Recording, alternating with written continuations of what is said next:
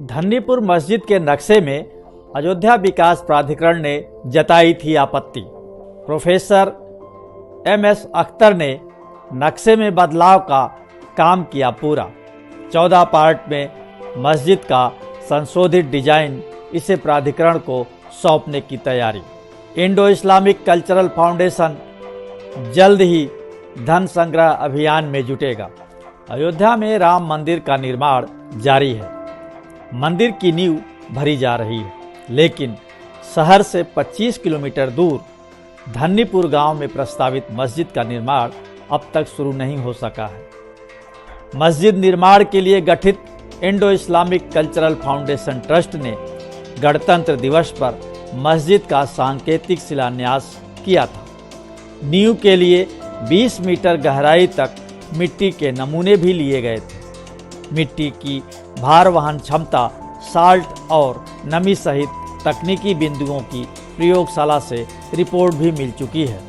फिर भी निर्माण कार्य में कोई प्रगति नहीं है। आखिर कौन सी तकनीकी दिक्कत है, या फिर मस्जिद निर्माण में धन की कमी आड़े आ रही है? हर कोई जानना चाह रहा है कब शुरू होगा मस्जिद का निर्माण। तो आइए राम मंदिर निर्माण के इस विशेष शो में इस बार जानते हैं धन्नीपुर मस्जिद की प्रगति रिपोर्ट।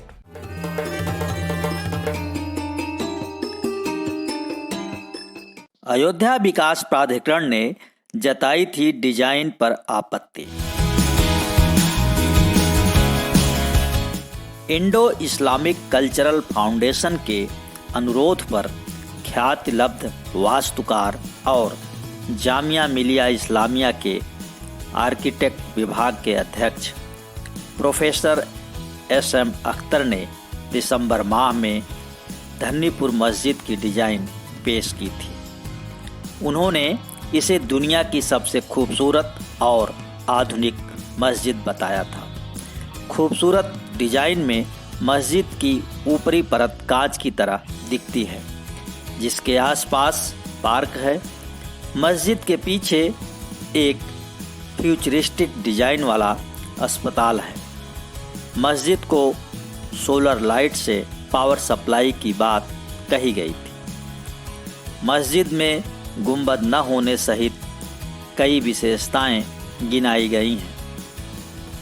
मैप में मस्जिद के अलावा हॉस्पिटल, लाइब्रेरी, कम्युनिटी किचन और कल्चरल रिसर्च सेंटर दर्शाया गया है। इस डिजाइन को अयोध्या विकास प्राधिकरण की BC विशाल सिंह को नक्शा पास करने के लिए सौंपा गया था, लेकिन प्राधिकरण ने प्रस्तावित अस्पताल की डिजाइन पर आपत्ति जताते हुए मैप वापस कर दिया था। 5 एकड़ का नक्शा 14 पार्ट में विभाजित। इंडो इस्लामिक कल्चरल फाउंडेशन ने मस्जिद की डिजाइन में आपत्ति के बाद इसमें सुधार के लिए नक्शे को प्रोफेसर MS अख्तर के पास दोबारा भेजा था। प्रोफेसर अख्तर ने डिजाइन में सुधार करते हुए फाउंडेशन को अब मैप सौंप दिया है। फाउंडेशन के सचिव अतहर हुसैन का कहना है कि नए नक्शे में 5 एकड़ की पूरी प्रोजेक्ट को 14 पार्ट में बांटा गया है। प्राधिकरण की मंशा के अनुरूप नक्शे के अंदरूनी भाग में कुछ बदलाव किया गया है। अब संशोधित नक्शे के साथ 7 सूत्रीय मांग पत्र भी प्राधिकरण को सौंपा जाएगा। नया नक्शा अप्रूव होते ही मस्जिद कॉम्प्लेक्स का स्ट्रक्चर बनाने का काम शुरू होगा। मुंबई का एक बड़ा ग्रुप मस्जिद का निर्माण करेगा। इंडो इस्लामिक कल्चरल फाउंडेशन के प्रवक्ता अतहर हुसैन का कहना है कि फाउंडेशन की वजह से मस्जिद निर्माण में विलंब नहीं हो रहा, बल्कि अयोध्या विकास प्राधिकरण ने ही मस्जिद की डिजाइन में आपत्तियां लगाते हुए काफ़ी विलंब से मैप वापस किया। इसीलिए मैप की डिजाइन को दोबारा बनाने में काफ़ी समय लग गया। उधर all India Muslim personal law board Babri मस्जिद के पक्षकार रहे इकबाल अंसारी और IIM चीफ व सांसद असदुद्दीन ओवैसी जैसे लोग मस्जिद निर्माण पर ही सवाल उठा रहे हैं। कहा जा रहा है कि फाउंडेशन पर लोगों का विश्वास ही नहीं है, लेकिन अतहर हुसैन इन आरोपों को सिरे से खारिज करते हुए कहते हैं मस्जिद निर्माण में दान देने को लोग तैयार हैं। इकबाल अंसारी ने चंदे पर जताई आपत्ति।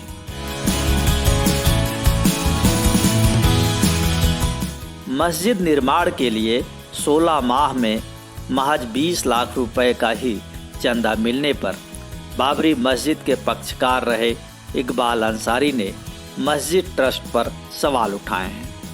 उनका कहना है कि ट्रस्ट पर लोग विश्वास नहीं कर पा रहे हैं।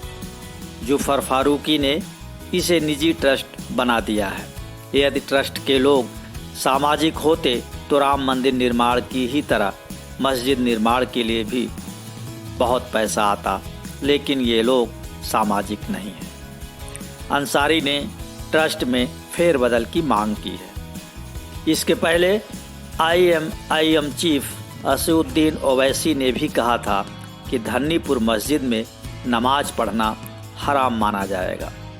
ओवैसी ने तो मस्जिद को इस्लाम के सिद्धांतों के खिलाफ बताते हुए इसे मस्जिद ए जीरार तक कह दिया था। इसी तरह all India Muslim personal law board के सदस्य जफर याब जिलानी ने भी मस्जिद के लिए जमीन लेने का शुरुआत से ही विरोध कर रहे हैं। हमारे यहाँ जो ट्रस्ट बनाया गया है, जफर फारूकी ने बनाया है, वो उनका एक निजी ट्रस्ट है। ट्रस्ट के लोग जो है वो सामाजिक अगर होते तो अब तक जो है मस्जिद के ट्रस्ट में पैसा बहुत आता, इसलिए सामाजिक ट्रस्टी नहीं है, लोग उनको जानते नहीं, पहचानते नहीं, विश्वास नहीं है, इसलिए पैसा आज तक 20 लाख रुपया ही आया है। हम तो चाहते हैं कि ट्रस्ट में फेरबदल किया जाए। छूट के आदेश का इंतजार, धन देने को लोग तैयार। मस्जिद निर्माण को लेकर चल रहे तमाम विवादों और बयानों से इतर अतहर हुसैन कहते हैं सभी आरोप बेबुनियाद और गलत हैं। मस्जिद और अस्पताल के निर्माण के लिए आर्थिक मदद को लोग बेकरार हैं। सभी को दान के लिए आयकर की धारा 80G की छूट के आदेश का इंतजार है। आयकर छूट मिलते ही दान राशि बढ़ेगी। हुसैन का कहना है फाउंडेशन का मुख्य उद्देश्य अस्पताल बनाना है, इस पर 100 करोड़ का खर्च आएगा, लेकिन फाउंडेशन घर घर जाकर सहयोग राशि नहीं मांगेगा। आयकर में छूट के बाद विदेश से आर्थिक सहयोग के लिए आवेदन किया जाएगा। रही बात निर्माण कार्य शुरू होने की, तो 16 महीने से प्राधिकरण के पास नक्शा अटका पड़ा था। प्राधिकरण में अस्पताल के नक्शे में आपत्तियां जताई थीं। अब जैसे ही नक्शा पास होगा, निर्माण कार्य शुरू हो जाएगा।